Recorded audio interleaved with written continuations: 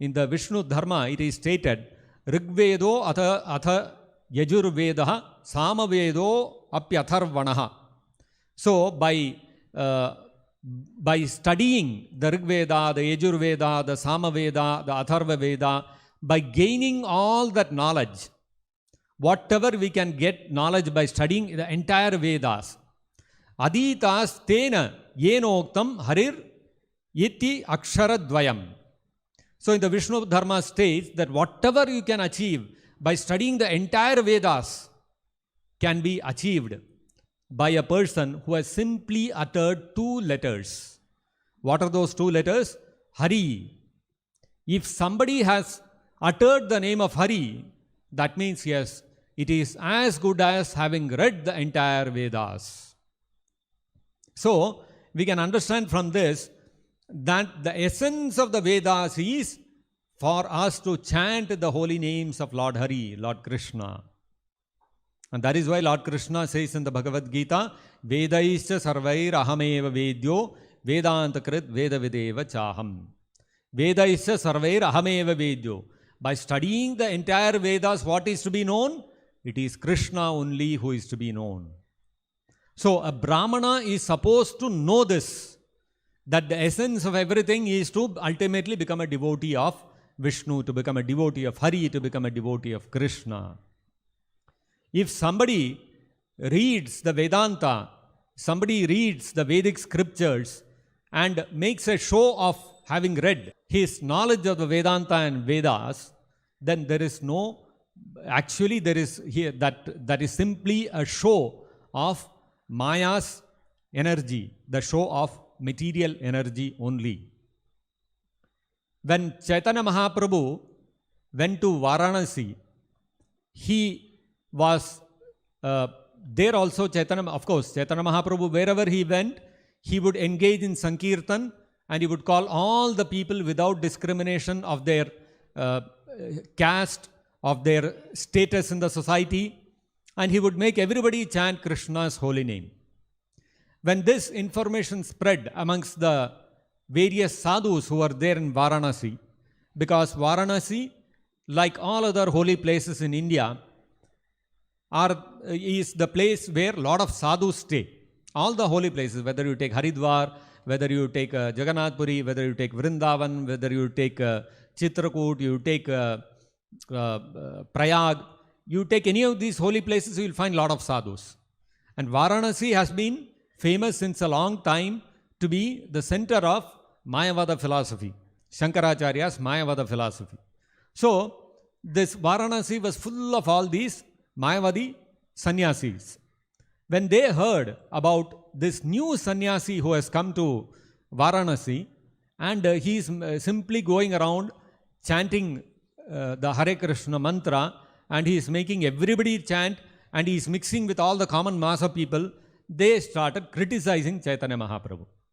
They did not know who he was. They said, this is all some sentimental bhavuka. He is some sentimental fellow. He is not a real sannyasi. We are the real sannyasis. We are studying Vedanta. We are engaging in meditation. All these kind of things. So when this criticism reached the ears of Chaitanya Mahaprabhu, Mahaprabhu decided to meet all these sannyasis. And we all know the story, how the Brahmana invited Chaitanya Mahaprabhu, and then he went and cried in front of him, saying that all these Prakashananda Saraswati was the head of all the Mayavada sannyasis, the most learned personality. He was the most erudite scholar of Vedanta in Varanasi. So he criticized Chaitanya Mahaprabhu. So this Brahmana, who was a very great devotee, he felt very afflicted by this and came and requested Chaitanya Mahaprabhu to address this. And so Chaitanya Mahaprabhu accepted his proposal and he came to meet the Mayavada sannyasis. So at that time, Prakashananda Saraswati, when he saw Chaitanya Mahaprabhu personally, he had not seen him till then. The moment he saw him, he understood this is not an ordinary personality. His effulgence, his beauty, his very presence itself, his personality exuded transcendental personality. So therefore, he knew this is not an ordinary personality. So he received him very respectfully, although he had criticized him earlier, and then started talking to him. He said, you appear to be a very elevated sannyasi. And also they had heard how Chaitanya Mahaprabhu, as a young student in Navadvip, he had defeated the great Keshava Kashmiri. So they knew that he was not simply entirely just a bhavuka, just entirely a sentimentalist. He was also a great scholar. That also they understood. So this Prakashananda Saraswati started talking to Chaitanya Mahaprabhu. That, sannyasi, Chaitanya, we have seen that we have heard that you are a great scholar and all that. But like a low-class person, why are you mixing with all these Shudras and all these people, common mass of people, and chanting Krishna's holy name in a very bhavuka, in a sentimental way? Actually, sannyasi means he should engage in meditation, dhyana, and he should engage in study of the Vedanta. So why are you leaving all these things and doing all these things? Why don't you maintain the dignity of sannyasa? You do dhyana, you do Vedanta the study, instead of going around the streets. What is all this jumping and dancing and singing? These are all not meant for a sannyasi. So Chaitanya Mahaprabhu responded. He said, Guru more dekhi, murkha dekhi, korila shasana. Guru more murkha dekhi, korila shasana. He said, my Guru. Why did Chaitanya Mahaprabhu bring up his Guru? Because he, Prakashananda Saraswati, also said, we have heard that you are a disciple of Ishwarapuri. And Ishwarapuri is from our Shankara Sampradaya only. So, you are, and Ishwarapuri is also highly respected sannyasi. So, you are a disciple of Ishwarapuri, so you are to be highly respected. So, you should not engage in all this singing and dancing and all that.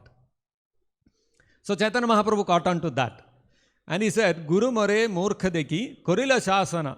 My Guru saw me and said, you are a great fool. You cannot, you cannot engage in Vedanta and all these things. You cannot engage in study of the Vedas.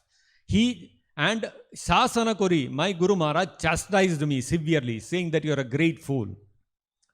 And then, what did Chaitanya Mahaprabhu's Guru say? Chaitanya Mahaprabhu's Guru said that Murkha tumi, Nahika tomara, Vedanta adhikara. You are such a great fool, you have no adhikara, you have no right to read Vedanta, to study Vedanta.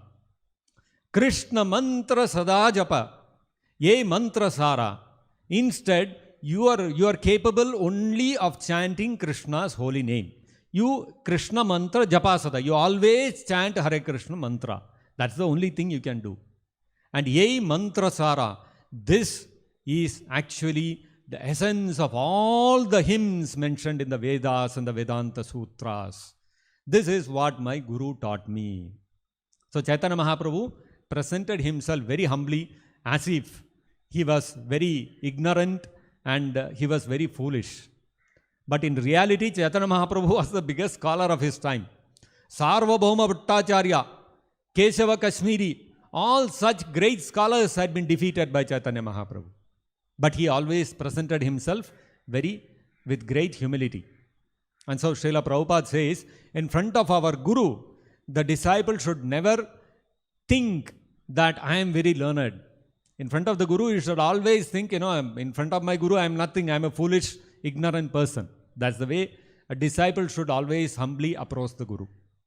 So Chaitanya Mahaprabhu informed Prakashananda Saraswati like this, that my Guru saw that, he said that I have no right to study the Vedanta, which is the reality.